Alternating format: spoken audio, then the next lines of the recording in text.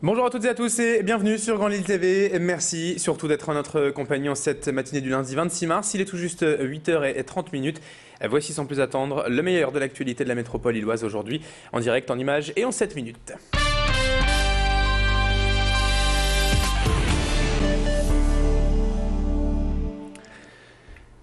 Et à la une de l'actualité de ce matin, on se fait un petit plaisir puisqu'on revient tout d'abord sur cette météo quasiment estivale depuis plusieurs jours. Il va continuer d'ailleurs de faire beau avec beaucoup de soleil, de ciel bleu et des températures très agréables durant les prochains jours. Mais on fera un point complet sur les prévisions de Météo Service juste après cette édition. Déjà, j'espère que vous avez bien profité du soleil ce week-end et des températures très agréables. Et avec le retour en fanfare du printemps, l'heure est au jardinage pour certains. Il est temps en effet de s'occuper de son jardin ou simplement de ses plantes à la sortie de l'hiver. Et ce beau soleil est une belle occasion bien sûr pour en profiter. Dans les jardineries de la région, les forsythias et les arbustes se vendent très bien à l'arrivée du printemps en remplacement des plantes qui ont souffert durant l'hiver. Les aromatiques ont également beaucoup de succès, faciles à entretenir et à utiliser en cuisine. Pierre Beauvillain est allé à la rencontre des spécialistes dans cette jardinerie de la métropole lilloise pour avoir les meilleurs conseils de jardinage. On écoute donc Fabrice Stasiak, pépiniériste des Compagnons de saison, au micro de notre reporter. En sortie d'hiver, les gens certes ont besoin de fleurs, mais ils ont surtout besoin de feuillage. L'hiver a été triste, il a été enneigé, etc. On a besoin justement de revitaliser son jardin, de le retonifier, de lui donner de la couleur grâce au feuillage.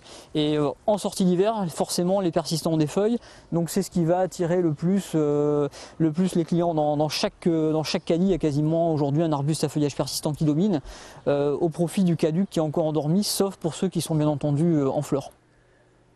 Dans le reste de l'actualité du week-end, on évoque à présent la visite vendredi dans la métropole lilloise, à l'Hers exactement, d'Elisabeth Guigou, députée socialiste de Seine-Saint-Denis et ancienne ministre de la Justice. Elle est venue symboliquement faire une fausse inauguration de l'ancien bureau de police de l'Hers, fermé en fait depuis novembre. Elisabeth Guigou n'a donc pas hésité à ce sujet à dénoncer les baisses des effectifs de police imputables au gouvernement actuel selon elle. Elle a également défendu les mesures de sécurité proposées par François Hollande dans la campagne présidentielle. Elle était là surtout pour soutenir Marjolaine Pierrat-Ferraille, candidate PS dans la 7e circonscription. L'ancien ministre a également défendu les polices de proximité en souhaitant plus de coopération entre la police, les services sociaux et les écoles notamment. Clément Carion a suivi cette visite. On écoute Elisabeth Guigou, ancienne ministre de la Justice et qui revient sur l'intérêt des polices de proximité. Nous recréerons une police de proximité. Comment ?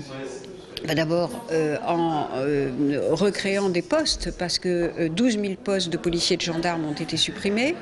Donc François Hollande s'est engagé sur la durée du quinquennat, parce qu'on ne pourra pas tout recréer d'un seul coup, à créer 10 000 postes supplémentaires de policiers, de gendarmes et de magistrats. Il ne suffit pas que la police fasse son travail, il faut que la justice aussi derrière suive. François Hollande a des propositions précises là-dessus. Il s'y est engagé et il tiendra ses engagements. En bref, et concernant l'actualité sportive, quelques résultats. Et tout d'abord du football, la 29e journée de Ligue 1 avait lieu ce week-end. Et belle victoire, brillante victoire même de Lille en déplacement à Évian samedi. Une victoire 3-0 qui permet donc aux Dogs de maintenir le cap de la 3e place avec toujours 3 points d'avance sur Toulouse. Une équipe toulousaine qui sera d'ailleurs le prochain adversaire du LOSC. Ce sera dimanche à domicile au stadium de Villeneuve-d'Ascq. On aura l'occasion d'en reparler d'ici là. Autre résultat de sport et autre belle victoire d'une équipe lilloise. C'était hier en rugby en Fédéral 1. Les Lillois du LMR se sont imposés 45-16 face à Dijon et maintiennent eux aussi le cap de la première place. Ils sont toujours leaders à quelques journées de la fin seulement avant les playoffs pour la montée en Pro D2. Autre résultat et encore une victoire en championnat de France de Pro B en basket cette fois. C'était le deuxième derby d'affilée pour Lille et deuxième victoire également de suite. Lille recevait le Portel vendredi soir au Palais Saint-Sauveur et victoire 81-58. En revanche, une défaite quand même à vous annoncer pour être tout à fait complet. La défaite du TLM Tourcoing pour la dernière journée de la saison régulière de volleyball en Ligue A. Les Tourquellois sont inclinés 3-0 à Nantes mais sont toujours 7e et donc qualifiés pour les playoffs. Ils affronteront le 7 avril prochain l'équipe de Poitiers. On évoque à présent dans cette édition le salon de l'art et des artisans qui avait lieu ce week-end, samedi et dimanche à Comines, organisé par le Rotary Club. Une quarantaine d'artisans en tout genre étaient présents pour montrer leur métier. Il y avait notamment un acrier, un tailleur de pierre, un maroquinerie et un verrier. Bref, beaucoup de diversité dans les métiers proposés en public et notre reporter en a choisi deux, notamment un passementier. Le passementier en fait évoque les utilisations que l'on peut faire aujourd'hui de la passementerie et de la transmission de ce savoir. Je vous propose de l'écouter. Il est au micro de Gilles Sicot ce week-end. Je suis dans un secteur où un métier est en train de disparaître, un métier qui est vraiment très très français, qu'on ne peut pas mécaniser. Même à l'étranger aujourd'hui, il y a très très peu de pays qui peuvent réaliser ce genre d'article, mais la mode fait que ce métier disparaît. Et c'est important de transmettre dès aujourd'hui ce métier. Moi, j'ai quand même 40 ans, c'est maintenant que je dois faire cet effort-là. Allez, on termine maintenant ce journal avec un mot de cinéma, puisque toute l'équipe du film Sur la piste du Marsupilami était vendredi soir à l'UGC de Lille pour une avant-première. Le film sortira le 4 avril prochain et raconte donc l'histoire de cet animal mythique et facétieux, imaginé par Franquin, l'auteur de bande dessinée.